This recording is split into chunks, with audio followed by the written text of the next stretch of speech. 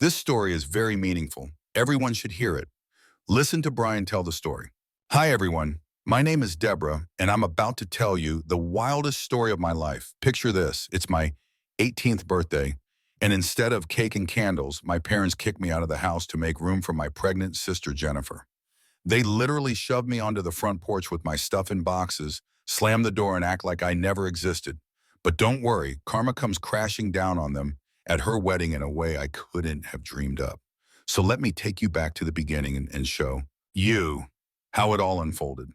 I'm Deborah, an 18-year-old who spent most of my life feeling like a ghost in my own family.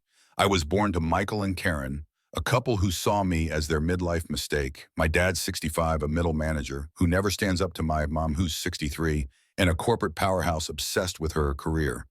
Then there's Jennifer, my 32-year-old sister, 14 years older than me, who's always treated me like I'm invisible. I grew up in a fancy Boston mansion, thanks to my grandpa George. But it was a cold, empty place where I was more of an unwanted decoration than a daughter now. Let's dive into that birthday disaster and everything that came after. It's March 5th, 2025, my 18th birthday. I wake up feeling a tiny spark of hope. Maybe today will be different. I've spent the morning at my Aunt Rachel's house. She's the one person who's always made me feel like I matter. She's in her 50s with kind eyes and a warm laugh, the kind of person who'd drop everything to help you. She's made me her famous birthday pancakes dripping with syrup and given me a stack of gifts books, art supplies, and a handmade photo album of all our memories together. I'm sitting there sipping hot cocoa, my hands wrapped around the mug, feeling this rare glow of happiness. Rachel's little house is cozy with mismatched furniture and walls covered in her paintings. It's the opposite of the sterile mansion I call home. I'm on a live stream with my grandpa George too. He's in his 80s, sharp as a tack, with a sly grin that hints he's always up to something. He sent me a brand new smartphone with a note that says, "Keep it handy and document anything important." I laugh it off, thinking, he's just being his usual protective self. "Hey, Grandpa," I say, grinning at the screen.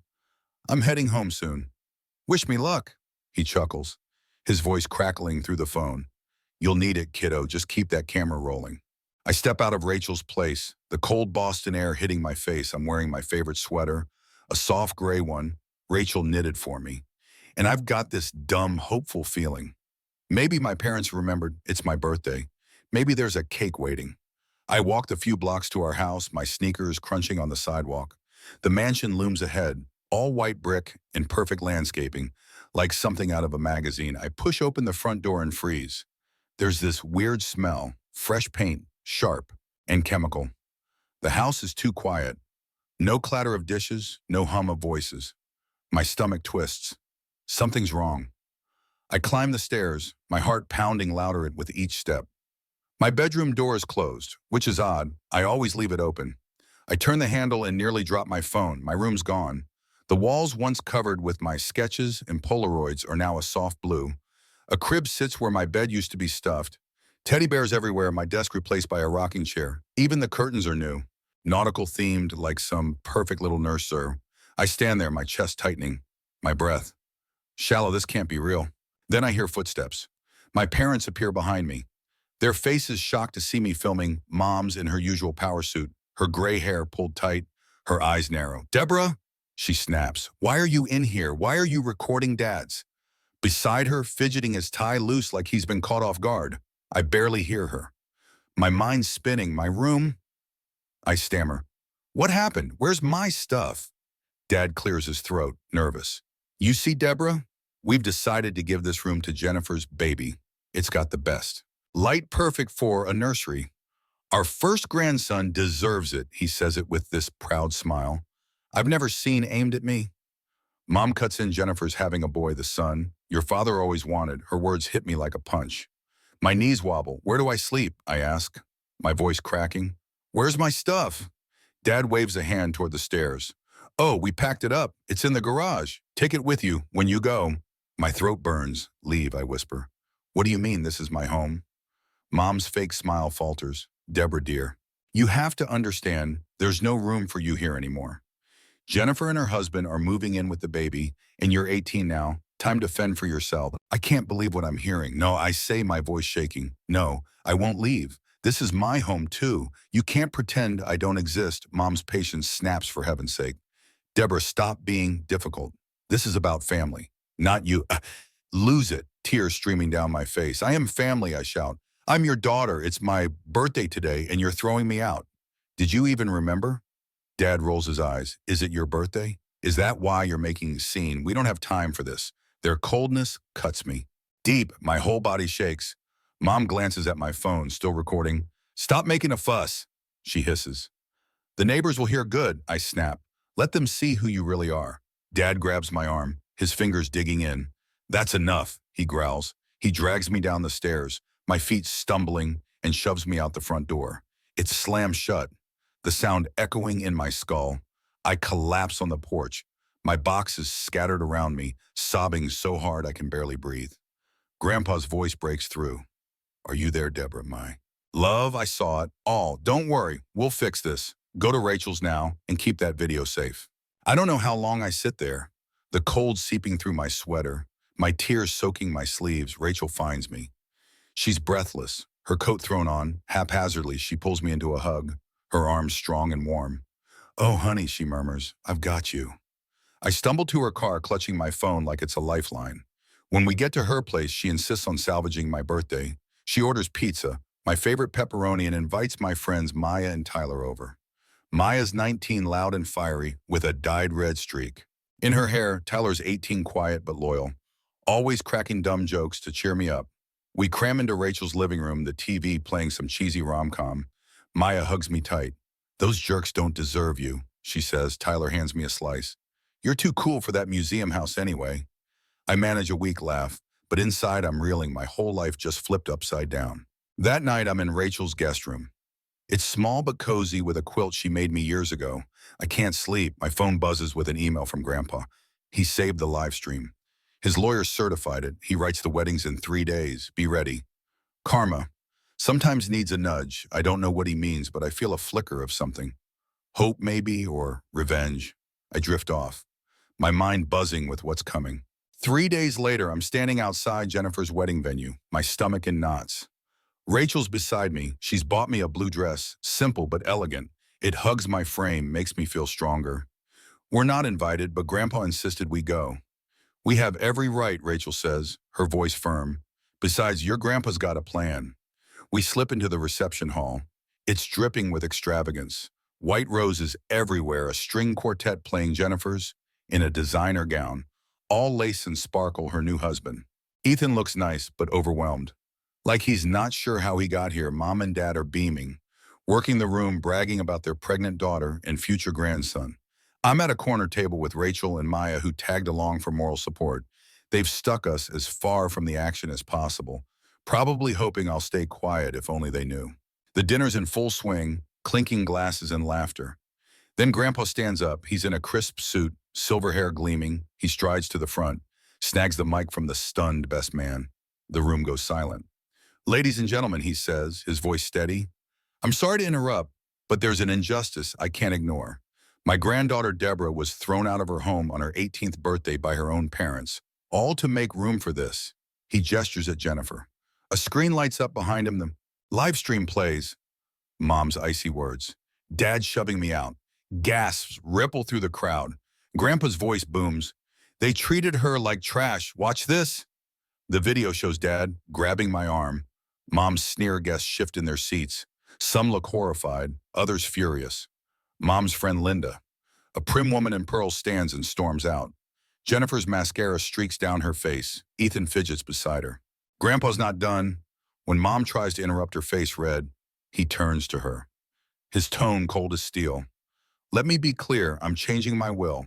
Everything goes to Rachel and Deborah, Michael, Karen, Jennifer. You're cut off, the trust funds, the investment's gone. Chaos erupts. Mom shrieks, a choked sound. Jennifer wails about her baby's future. Dad's face turns purple. Then the kicker. Dad's business buddies start leaving, handing Grandpa their cards as they go. I realize he's not just rich. He's connected. Mom's clients, Dad's job. They're tied to him. The room empties fast. Jennifer's in-laws huddle, arguing.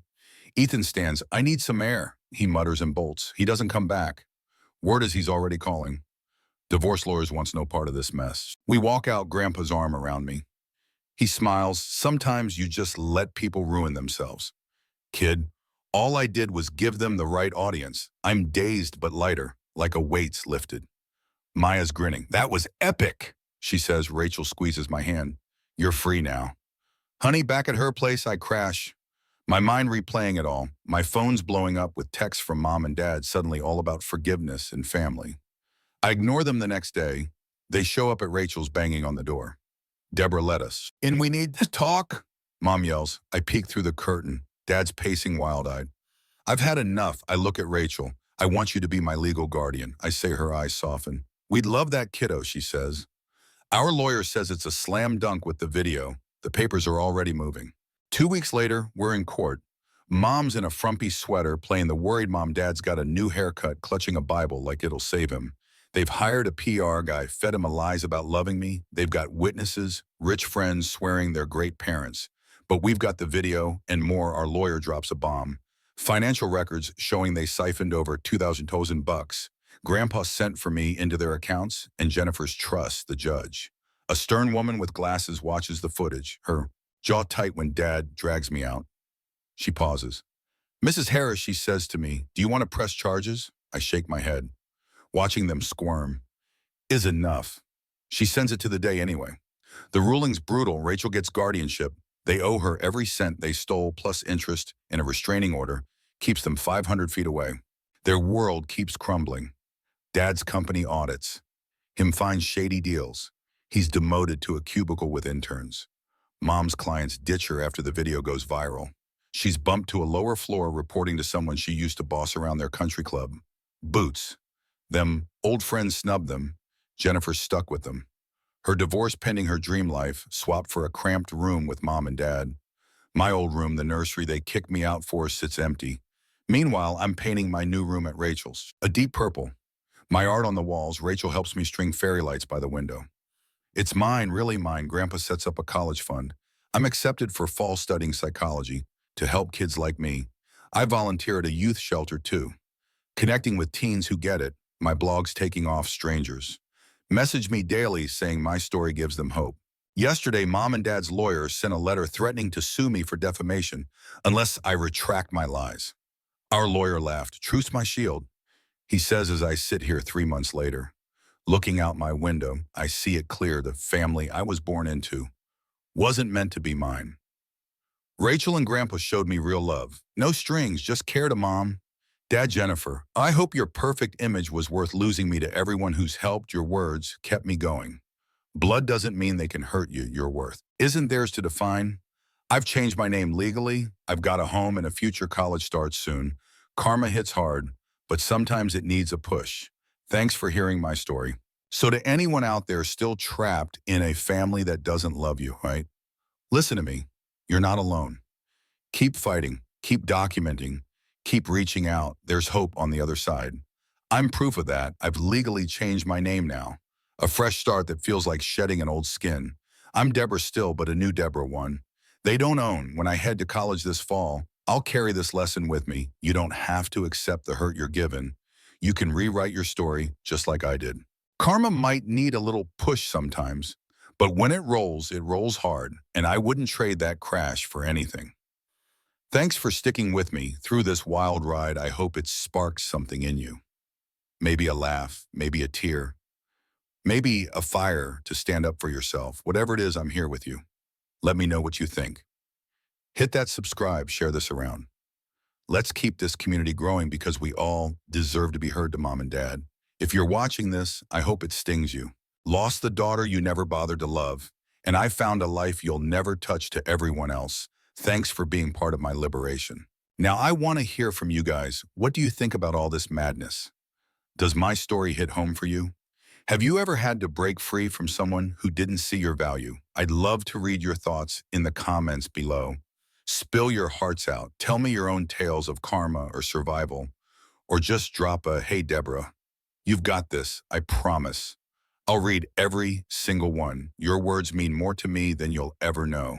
They're like little sparks keeping me going on the days when the past tries to creep back in. And if you've got a minute, please hit that subscribe button and share this channel with anyone who might need to hear this. I'm trying to build a space here where we can all feel seen and supported. No judgment, just real stories and real hope. Every new subscriber, every share helps me reach more people who might be stuck. Like I was, so let's grow this thing together.